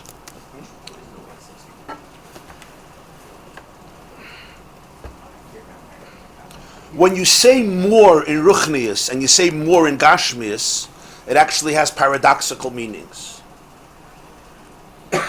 When you say Gresser, larger in Ruchnius, increase in Ruchnius, yeah? Or you say more depth. What you mean is that the teichen of it, it's higher up in the chain. There's more of the teichen of it is being conveyed. Give me more of your wisdom. What does it mean, give me more of your wisdom? Or give me more of your emotion? It means that actually you're giving me more depth of this concept. When you say in Gashmi something is bigger, something is larger, it doesn't mean it has a greater justification to exist. It means it just is more space. It's longer, it's thicker, it's wider. Yes, physical status. Versus quality. It is, I am. That's what makes it bigger. What makes it bigger, more significant, what's called godless. Simply, he occupies more space. It's isness, it's existence. In Ruchnius, what makes something bigger is deeper. It's more true. It's more true. There's more teichen here. In Gashmis, we don't measure it that way. With the kids and by the Ohr Chaim, Yeah. Yeah. This big means big. You're fat, you're big. You have more of exactly the same thing. The table extends longer, you say it's a longer table, it's a larger table, a bigger body. You have the same thing extends. What made it bigger? More space. It's more of a psatoichen. It brings out a deeper truth. You'll say in Seichel, you'll say, let's explain it a little deeper. Let's prove it more. Let's bring another proof to it. Why? Because all of Ruchnius is about a teichen. It's trying to convey a message, whatever the message is. And this is true emotions, it's true intellect. Again, there's many levels how, but the common denominator is you're trying to convey something. In Gashmias, the message is I am, period. And more of me means just more of I am. Not as ich bin ausgehalten. Not that there's something ausgehalten about it. There's something that justifies it, that gives it perspective. It doesn't need perspective. It's not looking for perspective. Kan nimtze, kan hoya. From my point, I'm invincible. I have no source. I'm not going anywhere. A Geshem feels that it's essentially eternal, even if you could prove it that it won't be eternal. But in our experiential reality, there's eternity. I know I have a mother, but do I experience it? No Geshem experiences it. That's the definition. That leap creates a tremendous gap that all of Ishtalshlus on its own would never do. So therefore, the Balatanya says, when you read Parshas Bereshis, you could see there's these two streams. There's the Vayomer Elikim, that is the God energy and everything. Vayomer Elikim, Tache Yaretz Desha. Vayomer Elikim, Nasa Adam, Toitze Yaretz Nefesh Chaim. Yihi Moedes B'Rekiah Shamayim. That creates, but what does it create? It creates the spiritual energy that creates the physical. That's the Gadel. That's the Mazel. And Vayihi Chen, it was so. Because that's what creates it. But that still is the way the Ruchnius is infusing it. It's a Teichen Ruchni. What's the Vayas? He says the Vayas is the Zasiyah B'fnei Atzmai L'Gashmis. There was a special Maimer. The Maimer that created the Ruchnius of it. Meaning, the Maimer that created the spiritual chemistry of every single nivra, which is the Vayomer Elikim. This should be, that should be, that should be. And each Maimer is a different energy, different oisius of Asar Mamoris, that creates the spiritual composition of every nivra. That Maimer did not suffice to create one more aspect. And that is the physical aspect of it. The physical as physical itself, which is divorced from any visible display of any higher energy. That is a special Vayas Elikim. What's the Vayas? Not the Teichen of it, but the fact that you could look at it and turn it into its own God. You could look at it in a completely distorted way, completely divorced from any source. That's the Geshem. Now, generally speaking, this element of Geshem was seen as the arch enemy of religion. This is why the world is full of temptation. It's basically the devil. This is the devil.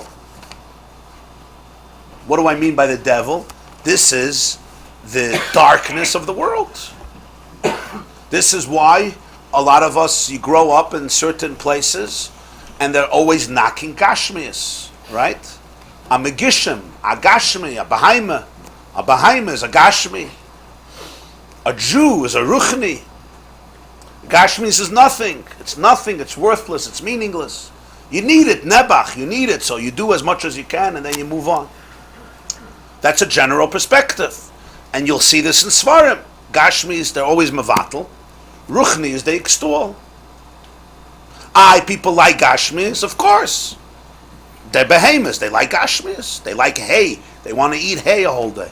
That's what they like. Okay, we don't call it hay. We call it French fries. But the concept is the same. No, the Geshem was seen as the arch enemy of enlightenment. Closer to truth means transcending the physical. In this Maimah, the Balatanya says that there's a whole different perspective. It's actually the other way around. Meaning, the Geshem, its distortive quality really is rooted in something very profound. And that's what he says, that the Hishtalshlus of Illa va'olul would not reach Gashmi. That could not come from Ruchnius. So wasya, he says the Esav HaGashmi Mamish, the Geshem of the Esav, not the Teuchen of the Esav. When you say grow, what does grow mean? I say growth. What does growth mean?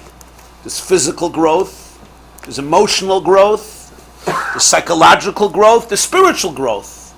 And in spiritual growth itself, what's growth? Deeper and deeper and deeper and deeper. Coming from something that's there already and continuing. Exactly, and growing and increasing, more awareness. What does growth mean when we say life is about growth? More awareness, more openness, more enlightenment, challenging yourself more, opening yourself up to deeper truth, climbing another mountain, climbing another challenge, etc. That's what growth is. They say that there was a man named Sir Edmund Hillary. He was a New Zealand explorer, a mountaineer. So in 1952, he tried to get to the top of Mount Everest. And he failed, 29,000 feet tall. And he didn't succeed, just like nobody before succeeded. But there was a group in England who wanted to honor him for his great efforts. At least he tried to reach the top. It was also something. So they made a reception for him. And when they called him up to the podium to speak, they gave him a thundering applause for trying to scale to the top of Mount Everest. He comes up, but he felt that he was a failure. So he turned away from the mic, and they had a huge portrait of Mount Everest on the back, on the wall, on the backdrop. And he goes over to the picture, and he makes a fist, and he starts speaking to the picture. And he says, Mount Everest, you beat me. You beat me the first time around. But the second time around, I'm going to beat you. You know why? Because you grew all you can grow. You stopped growing. He says, I'm still in the middle of growing. I'll beat you. The next year, he made it to the top of Mount Everest. So what does growth mean? You're looking at that conversation, and he says, I'm a shugana. The mountain stopped growing, and he's growing. Well, he's growing taller than the mountain. Yeah. You say the word growth. What does growth mean? Growth means, I develop myself. I develop my skill. I develop my ability. I develop my wisdom. Again, on every level. When you say in physicality growth, so now the grass is bigger. It's taller. So it occupies more space. So the Gedal is a Teuchen. It's an Inyan. It exists in Atzilus. It exists in Bria. It exists in Yitzirah. It exists also down here. The Geshem of it, the physicality of it, the physical component of it, the Chumrius of it, here there's a new reality. And this does not come from Ruchnius. It doesn't come from that progression Me'ayin Le'esh called Ishtalshalos. What is it? So he says, his lashon is that it's Koyach Eliki, Eirein Sof Baruch Hu Mamash HaSof of Kalalman, Shalafon of Ruchnius V'Gashmi's Shavin. What is it? The Geshem is a Koyach Eliki Mamash, Eirein Sof Mamash, Sof of Kalalman, where Ruchnius and Gashmis are equal. Ukashem Shapol V'Asa Ruchnius Me'ayin Le'esh Kach Pol V'Asa Gashmis Me'ayin Le'esh. He made Ruchnius Me'ayin Le'esh, he made Gashmis Me'ayin Le'esh. In other words, the Geshem is rooted in the source. And in that sense, there's something in it. Its superficiality has within it a depth that even the Ruchnius doesn't have. No intermediate steps. No intermediate steps. This quantum leap couldn't evolve. Evolution wouldn't reach this place. Evolution has to make sense, which is the big problem with Darwin's evolutionary theory, by the way. Evolution has to make sense. Evolution means that there is a continuum. There's a sequence. There's a sequence of events. It evolves. You say a story evolves, which is our problem in science with evolution. It's not. They don't like to address it, but the missing gaps are enormously dramatic. Like you have to rely on many more miracles than if you accept Bereshis Bara L'Kibbutz Hashmayim V'Saaretz. It's miraculous. I'm not getting into the discussion now about Darwin's evolution, but the point is the definition of evolution means there's a sensible sequence, even if it ends up very dramatic and very remote. But there's a sequence. And from Ruchnius to Gashmius, there's no sequence.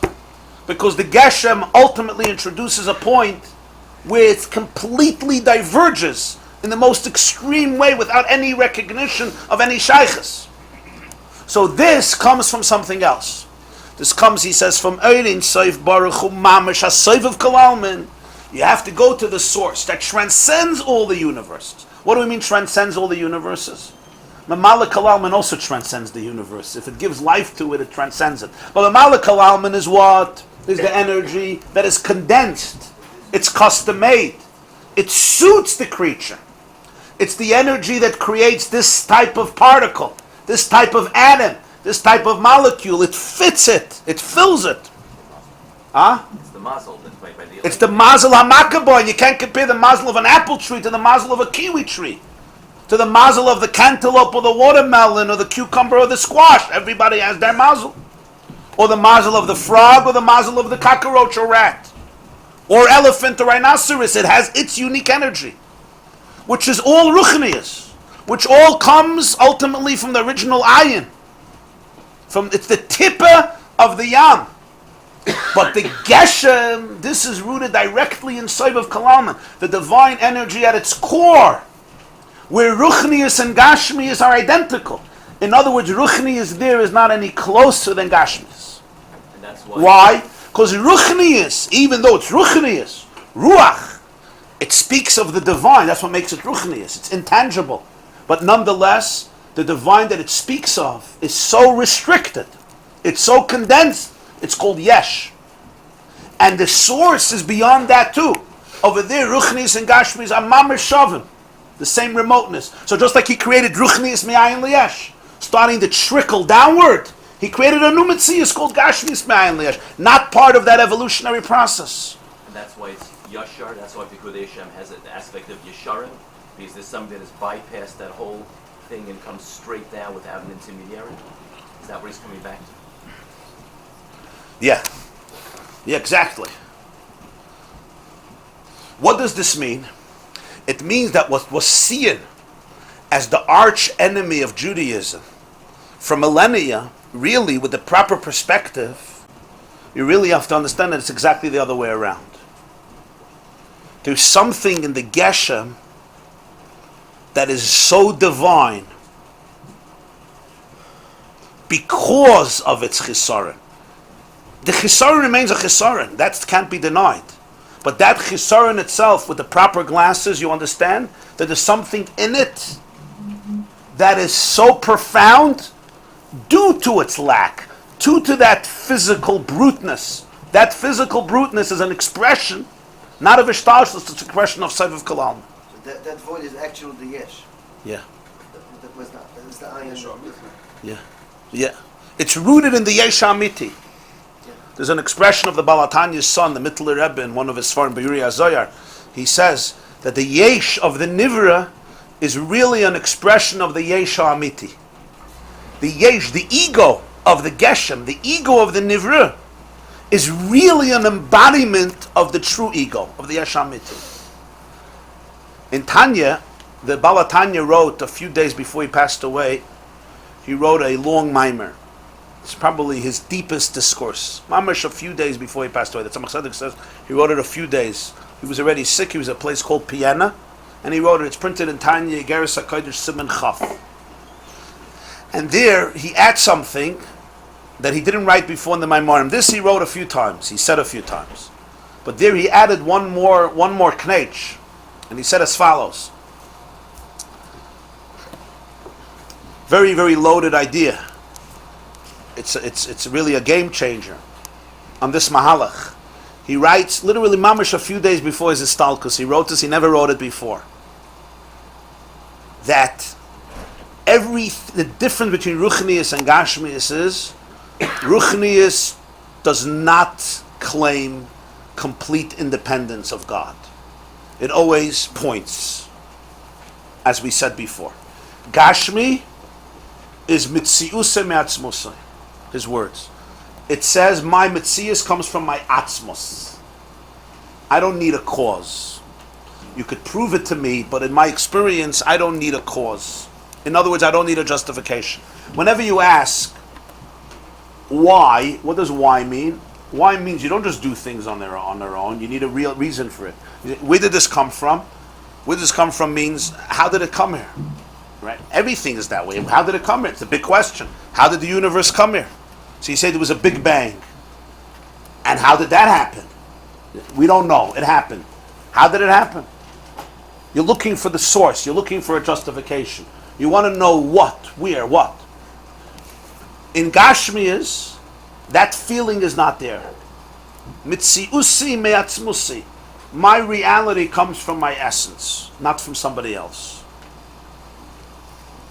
That's the feeling of Gashmi. So the Balatanya says, where does a creation get such a feeling?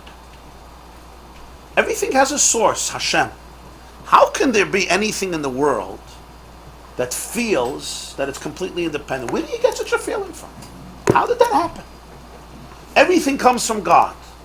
So Ruchnius, I understand. It knows it has a source. Where did the Gashmias get this unbridled, pompous arrogance to be so brute and coarse, denying any reference to anything higher? How did it happen?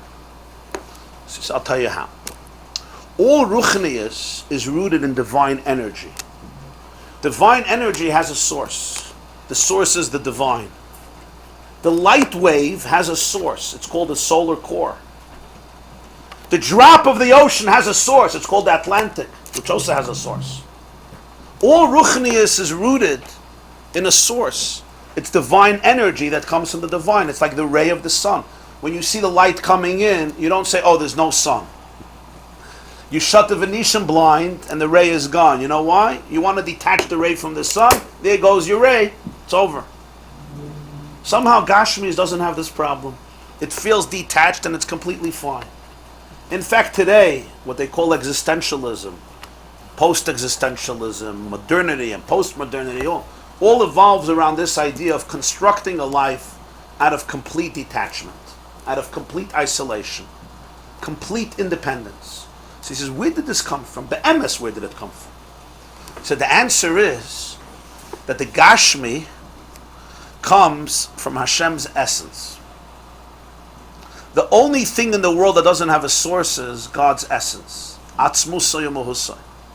His essence is also mitziusay me'atzmusay. Its existence comes from itself. Nothing brought it into existence. The Ruchnius is rooted in God's light. God's light has a source, so everything feels it has a source. The physicality of the world is rooted in God's essence. God's essence is really not preceded by anything. So when you look at the Gashmi says, I'm not preceded by anything. I am I. Why? Because the physicality is an embodiment of the ultimate essence. Because it's an embodiment of the ultimate essence, what it says is, I am essentially. I am. I don't fit into anything. There's nothing that precedes me, nothing that justifies me. So even though when we look at the Gashmi, what we're hearing and seeing is, there's no God, I am. But the real message of the Gashmi is, look at me and you'll see the ultimate truth.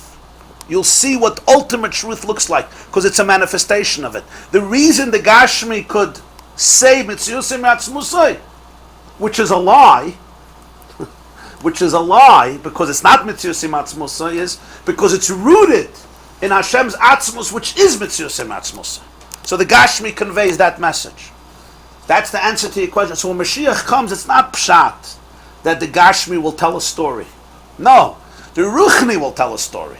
What will happen is the independence of the Gashmi, will be able to see in the independence of the Gashmi the true source of life. Not that it's going to become a Ruchni. It's much deeper than that. The physicality itself. In other words, what we blame when we look at the world, those aspects that we see as the worst dimension, as the root of all evil, the root of all egotism, the root of all atheism, that which we see as the lowest and most inferior quality from a spiritual perspective of the world, essentially, that quality is really its most divine quality.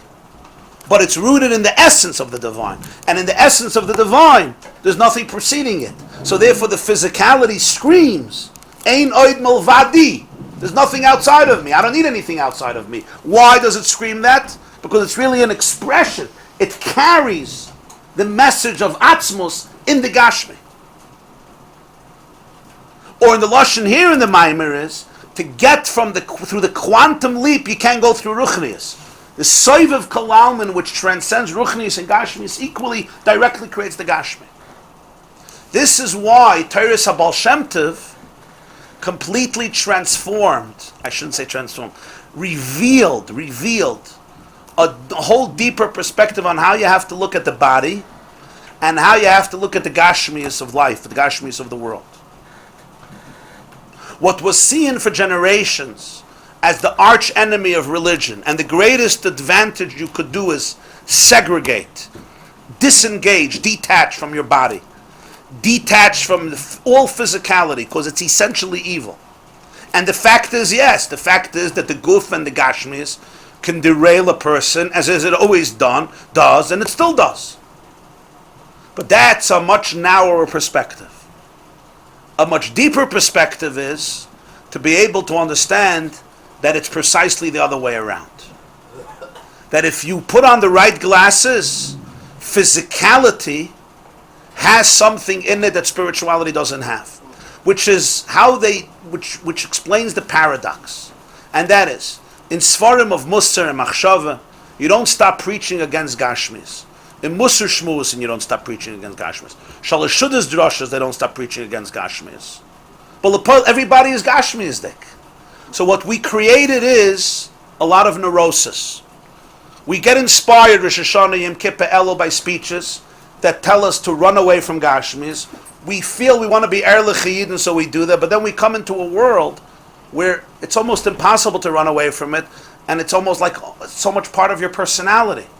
So some people just give up. They give up on spiritual ground. They're like, I'm not going to lie for the rest of my life. All these svarim and speeches are not for me. I'm just going to be a physicist. I like Sunday afternoon barbecue by the pool. That's it. It's who I am. And they just give up. They just give up on their spirituality. Others don't want to. So what they do is they really have to repress a major part of themselves, or mutilate a part of themselves, or fake it to themselves and to others, or deny it. Creates very, very complicated stuff in life. Another chiddush is most of Torah and mitzvahs deals with physicality. You want to celebrate Shabbos. How do you celebrate Shabbos? You're eating 3 meals. Who ever heard of such a thing? Who celebrates God through food? Only Jews.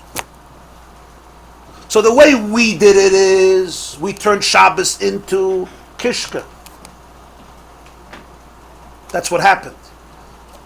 Many of us. And we call it Gan Eden and L'Shem Yichud and Kedusha Shabbos, whatever. Huh? Okay. But what's the emes? Most of Yiddishkeit, most of Torah and mitzvahs is about Geshem. So there's like a little bit, if you tell me like you have in the Far Eastern disciplines, you connect to spirituality through spirituality. Yeah. You fast for 40 years, you don't speak for 22 years. Yeah. You meditate on top of mountains and in ashrams, and you have enlightenment. Judaism is full of paradox. If you don't understand this, ultimately our religion becomes hollow, because we mock disengagement from the world. Pru-urvu. Catholicism got rid of intimacy. For the priests and the cardinals and the bishops, we know how well that worked.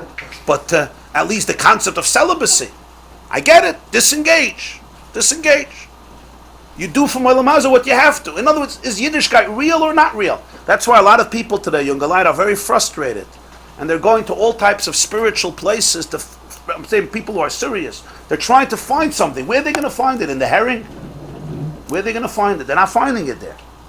Right? As much as you'll hack nitzutzes, with Kedusha and Tada, they know they're not finding it there. They go to all types of places. So I understand a religion that disengages from Gashmis makes sense. You say this world is an illusory world, it's all superficial, you got to get in touch with the energy. Makes a lot of sense. But Torah and mitzvahs keeps on taking you back to the physical world on every level. We have one day of holiness where you don't eat, it's Yom Kippur. And even then, it's a mitzvah to eat Erev Yom Kippur. Even then, we vergin sich nicht. Chas v'shalom to fast. Before Yom Kippur, you have to eat this amount of 10 meals. And b'tzai Yom Kippur, you ever saw what a Jewish house looks like?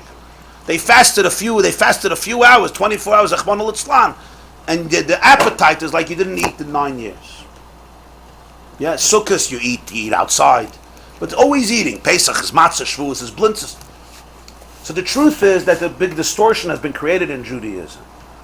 That for many it just became a religion of vanity, of futility.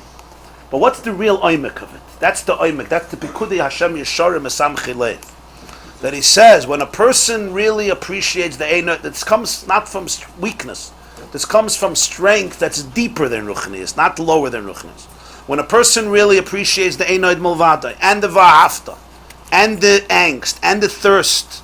So he says, when he does one of the mitzvahs that's Melubish and Gashmias, there's an ecstasy. Why?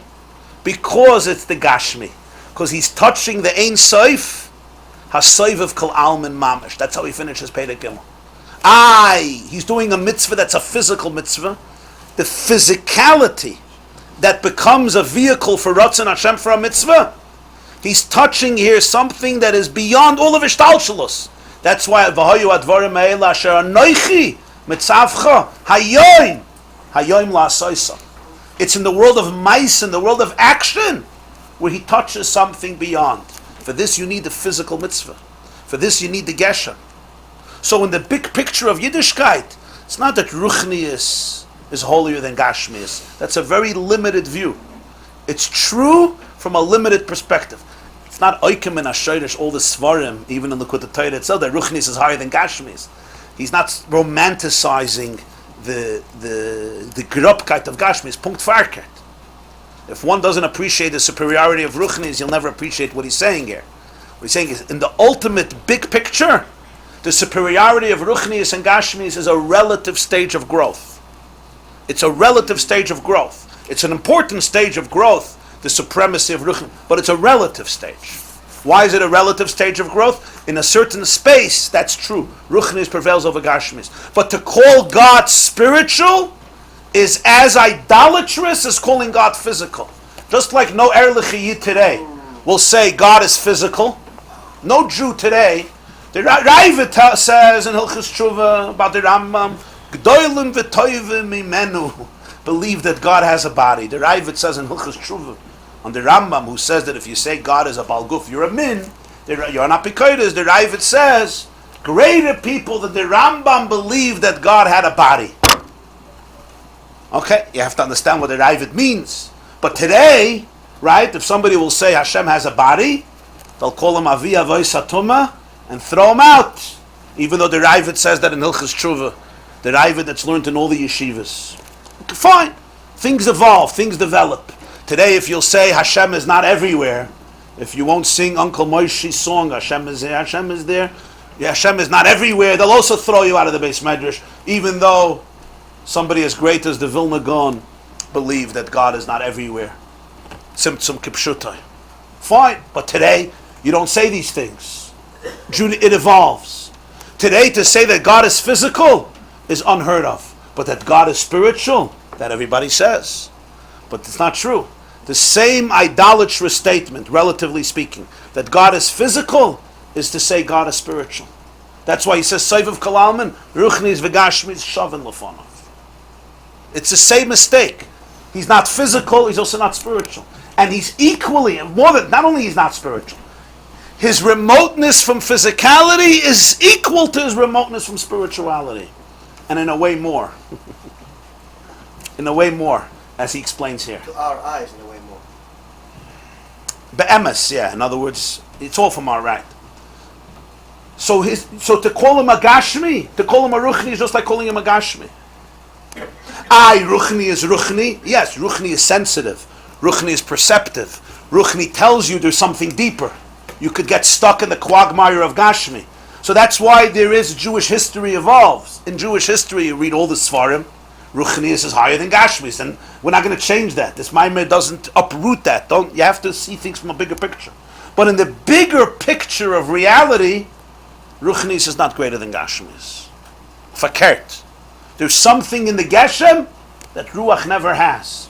And that's the Simcha and the Mitzvah and the Torah that is related to the Geshem, because in the Geshem itself, the physicality itself, due to its darkness, due to its egotism, due to its bruteness and coarseness, means, wow, you're not from Ishtalshalos. You're something completely different. And I'm going to crack your code. So Gashmi is an invitation to crack a code. What's this code? You don't fit into this family. You're like an adopted child. You don't fit into the picture. What's your code? I'm going to crack your code. When you look at the gun, you got to crack its code. What's its code? Its code is that it's a testimony to the source of the divine reality.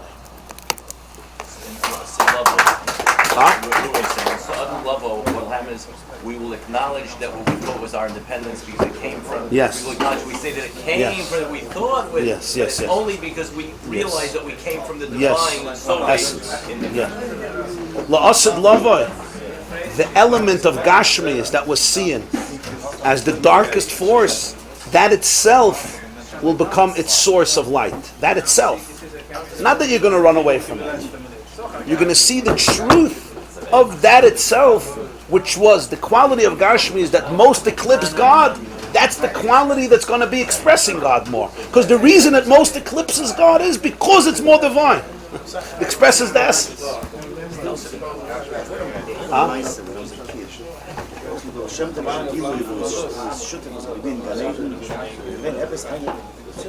Just said 8 all day long. So that fits very nicely with this Indian of that. Maybe. Depression? In depression? Of course, everything. Depression?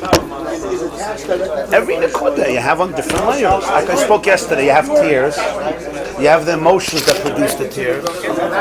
You have the subconscious emotions that produce the tears. Right? You have the origin of the emotion. This class is brought to you by the yeshiva.net. Please help us continue the classes.